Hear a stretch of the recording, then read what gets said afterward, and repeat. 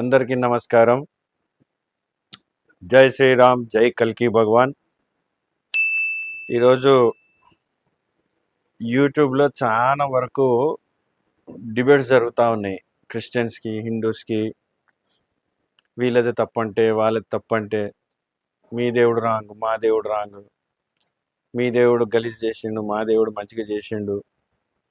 ఇట్లాంటి వీడియోస్ అన్నీ ఇవన్నీ జస్ట్ వ్యర్థమైన టాపిక్సే అవన్నీ. అయితే ఇప్పుడు బైబిల్లో ఉన్న ప్రకారం వాళ్ళు నడుస్తున్నామని క్రిస్టియన్స్ చెప్పడం, మా ధర్మంలో ఇలానే ఉంటుందని హిందూస్ చెప్పడం, కానీ ఎక్కువ మోసం జరుగుతుంది మాత్రం క్రిస్టియానిటీలనే. ఇది అందరికీ తెలుసు, ఇది ఓపెన్ సీక్రెట్.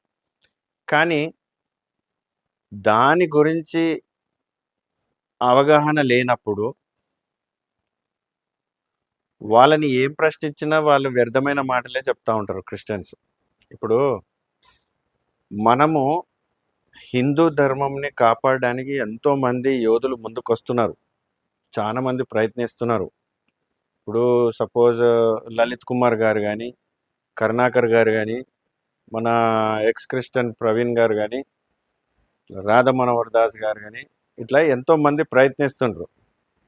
అయితే వాళ్ళు అలా ప్రయత్నిస్తున్నప్పుడు, ఈ ధర్మంని కాపాడాలని ప్రయత్నిస్తున్నప్పుడు, మనం కూడా హిందువులమైన మనం అందరం వాళ్ళకి సపోర్ట్ చేయాలి. ఎందుకు అంటే వాళ్ళు యుద్ధం చేస్తున్నారు. ఇప్పుడు వాళ్ళ ఫ్యామిలీస్కి థ్రెట్ ఉంటుంది. అయినా సరే వాళ్ళు ముందుకొచ్చి ఈ యొక్క కార్యక్రమాలు చేస్తున్నారంటే వాళ్ళు ఏదో సంపాదించుకోవాలని కాదు, ఏదో పేరు పొందాలని కాదు, ధర్మంని నిలబెడదాం.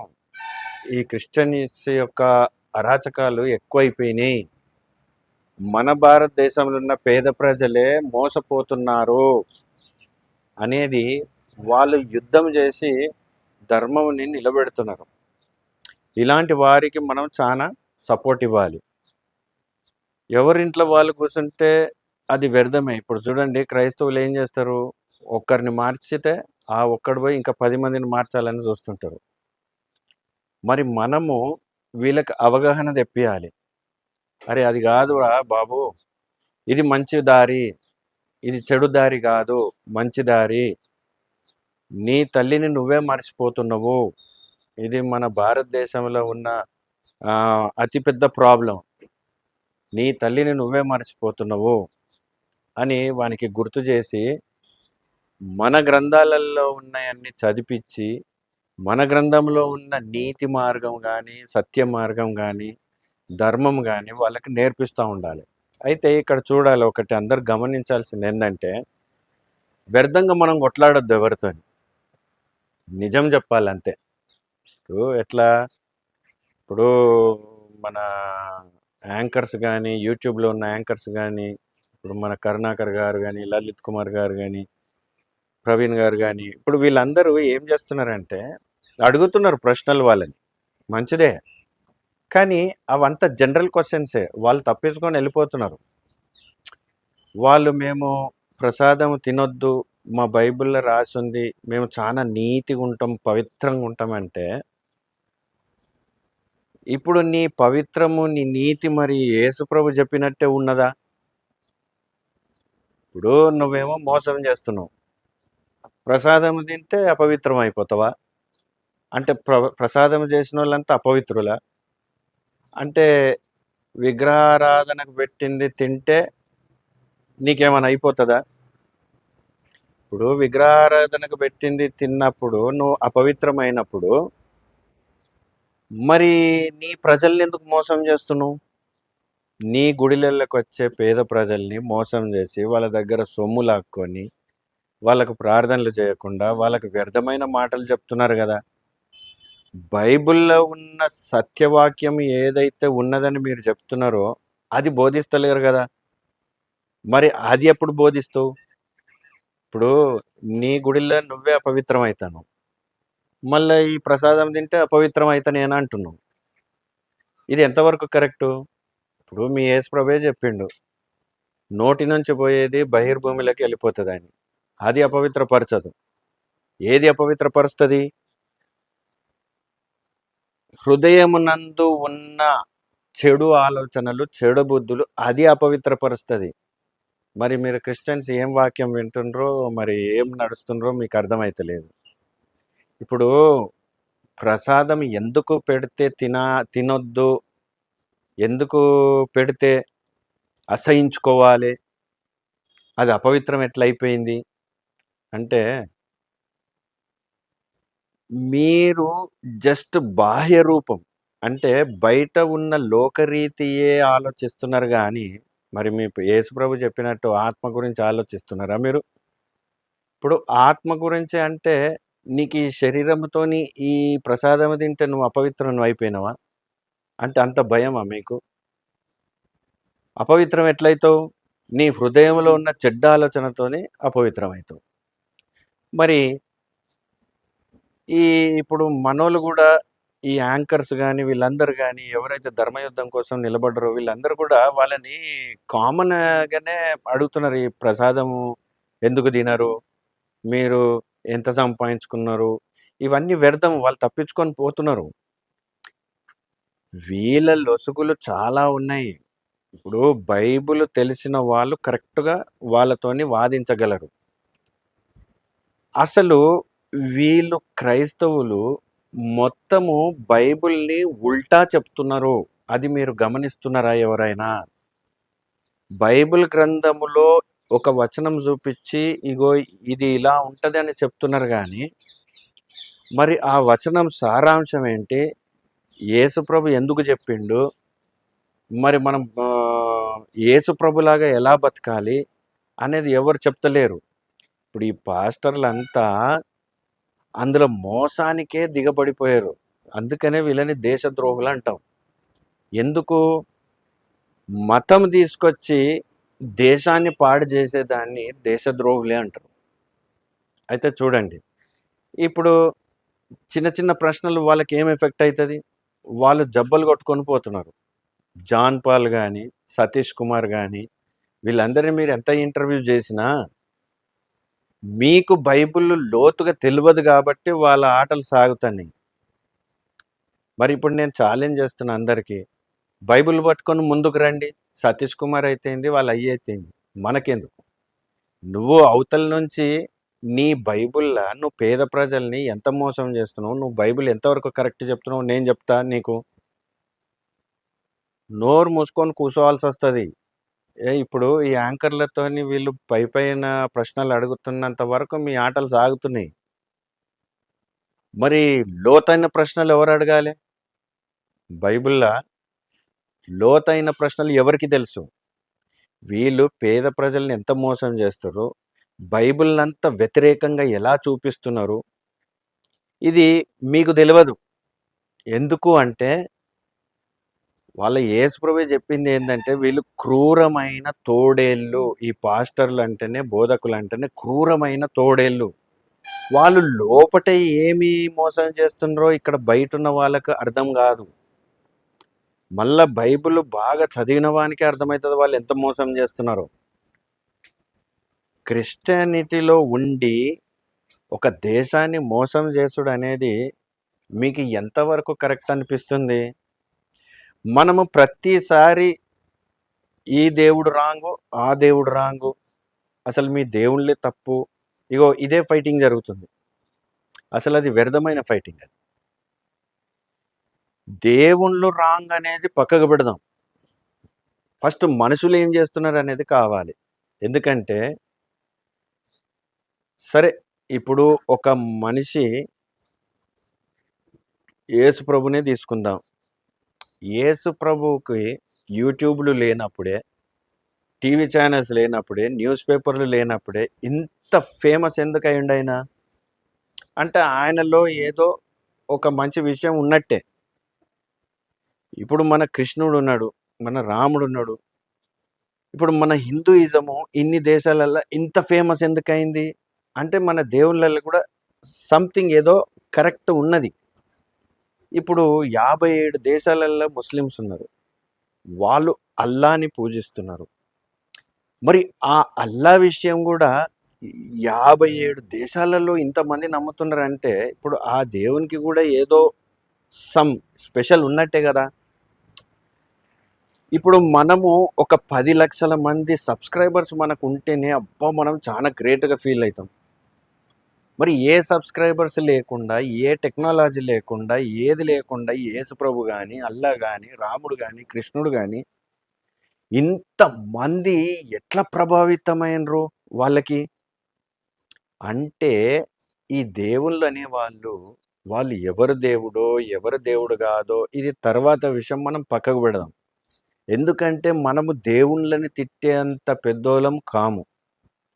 మనకు తిప్పి కొడితే 10 లక్షల సబ్స్క్రైబర్సే ఉంటారు కావచ్చు. కానీ వాళ్ళకు ఆ అల్లాకు కానీ మన హిందూ దేవుళ్ళకి కానీ యేసుప్రభుకి కానీ వరల్డ్‌లా చాలా మంది ప్రభావితమై ఉన్నారు వీళ్ళలో. అలానే బుద్ధుడు. అయితే ఇప్పుడు దేవుళ్ళని తిడితే ఏమొస్తది? ఫస్ట్ మన భారతదేశంలో ఉన్న వ్యవస్థను పాడు చేసేవాడిని తిట్టు. దేవుళ్ళని తిడితే ఏమొస్తది? ఇప్పుడు మనము దేవుళ్ళను చూడలేదు. దేవుళ్ళు ఎట్లుంటారో తెల్వదు. అప్పుడిదెప్పుడో జరిగిన దాన్ని పట్టుకొని మనం ఇప్పుడు భూమి మీద కొట్లాడి వాళ్ళంతా రాంగ్ అనే కంటే ఫస్ట్ మన భారతదేశంలో ఉన్న వ్యవస్థలో ఎక్కడ చెడిపోతుంది? మెయిన్ ఈ క్రిస్టియన్స్ ఎక్కడ మోసం చేస్తున్నారు? అని ఇది పసిగట్టగలిగితే మన భారతదేశం నుంచి ఈ క్రైస్తవులని తీసి పారేయొచ్చు. మన భారతదేశంలో ఉన్న ఈ పాస్టర్‌లని తీసి పారేయొచ్చు. నువ్వు దేవుడిని తిట్టకండి. ఆ దేవుని పేరు చెప్పుకొని మనుషుల్ని మోసం చేస్తున్నారు చూడు. వాళ్ళతోని పెట్టుకోవాలి. నువ్వు యేసుప్రభు రాంగ్ అంటావు. ఇతను లేదు మీ రాముడు తప్పని ప్రూవ్ చేస్తుంటాడు. ఇట్లా డిబేట్స్ ఎందుకు? ఇవి వ్యర్థమైన డిబేట్స్. నీ దేవుడు రాంగ్, నీ దేవుడు రాంగ్, నీ దేవుడు రాంగ్, నీ దేవుడు రాంగ్ అన్ని డిబేట్స్ అట్లనే. మరి ఏ డిబేట్స్ కరెక్ట్‌గా ఉన్నాయి? మోసం చేసేటోడు చేసుకుంటూ పోతూనే ఉన్నాడు. మతం మార్చేటోడు మారుస్తూనే ఉన్నాడు. పేద ప్రజల దగ్గర డబ్బులు తినేటోడు తింటూనే ఉన్నాడు. మనమేమో దేవుళ్ళ గురించి కొట్లాడుతా ఉన్నాం. ఈ దేవుళ్ళ గురించి కొట్లాడితే ఏమొస్తది? ఫస్ట్ ఈ క్రైస్తవులకు ఒకటే సవాల్. ఈ పాస్టర్లకు ఒకటే సవాల్. మీరు బైబిల్‌లో ఉన్నది ఉన్నట్టు చెప్తున్నారా? ఒకవేళ చెప్పకపోతే నువ్వు క్రైస్తవునివి ఎట్లయినవు? నువ్వు క్రిస్టియన్‌వి ఎట్లయినవు? అసలు నీదేం బతుకు? పేరుకు మాత్రం మేము పరిశుద్ధంగా ఉన్నాము. మాకు యేసుప్రభు రక్షణ ఇచ్చిండు. ఆయన రక్తం చేత మేమంతా కడగబడ్డాము. కాబట్టి మేమే కరెక్టు. మీరంతా రాంగు. ఈడెట్లా అంటే మన్ను తిన్న పాము లాంటోడు ఈ క్రైస్తవుడు. వీనికి ఏమి తెలవదు. అసలు యేసుప్రభు ఎందుకొచ్చిండో సరిగ్గా తెలవదు. అసలు మారుమనసు అంటే ఏందో తెలవదు. అసలు దశంభాగాలు ఎందుకు తీసుకోవాలనో తెలవదు. కానుకలు ఎందుకు తీసుకోవాలనో తెలవదు. మరి యేసుప్రభు శిష్యులు ఎట్లా సేవ చేసిండ్రో తెలవదు. ఉట్టిగా భారతదేశానికి వచ్చి భారతదేశంలో ఉన్న పేద ప్రజల్ని మార్చేసి మీరు సంపాదించుకుంటుంటే అది ఎంతవరకు కరెక్టు? సరే మీరు సంపాదించుకుంటే సంపాదించుకోండి. పేద ప్రజల్ని మోసం చేసి సంపాదించుడు ఏంది? అసలు మీరు అన్నం తింటున్నారా? గడ్డి తింటున్నారా? అసలు మీ పాస్టర్‌లు జాన్ పాల్ గానీ, హేమన్ గానీ, సతీష్ కుమార్ గానీ, ఇలా చాలా పెద్ద పెద్ద పాస్టర్‌లు అనుకుంటున్నారు వీళ్ళంతా. వీళ్ళకసలు బైబిల్ ఏం తెలవదు. వీళ్ళు వ్యర్థులు. అకార్డింగ్ టు బైబిల్ వీళ్ళు వ్యర్థులు. ఇక్కడ సైడ్ నుంచి సరి అయిన ప్రశ్న రాక మీరు తప్పించుకుంటున్నారు. ఒక్కసారి బైబిల్ తీసుకొని నా ముందుకు రండి. లేకపోతే నన్ను పిలవండి. నా నంబర్ కూడా డిస్‌ప్లేలో ఇస్తా ఉంటా.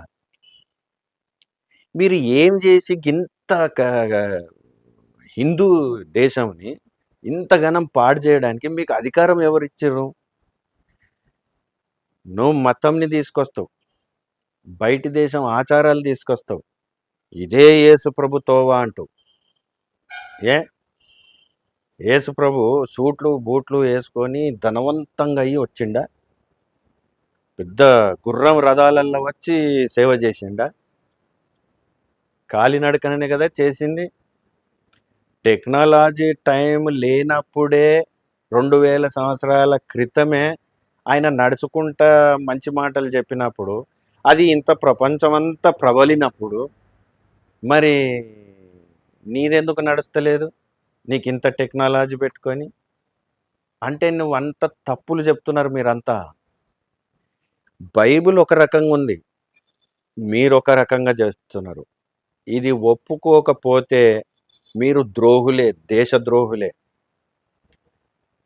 అయితే ఇప్పుడు ఎంతకాలం వరకు ఇంకా భారతదేశాన్ని మోసం చేస్తూ ఉంటారు? మన హిందువులు కూడా అందరూ ఏకం కావాలి.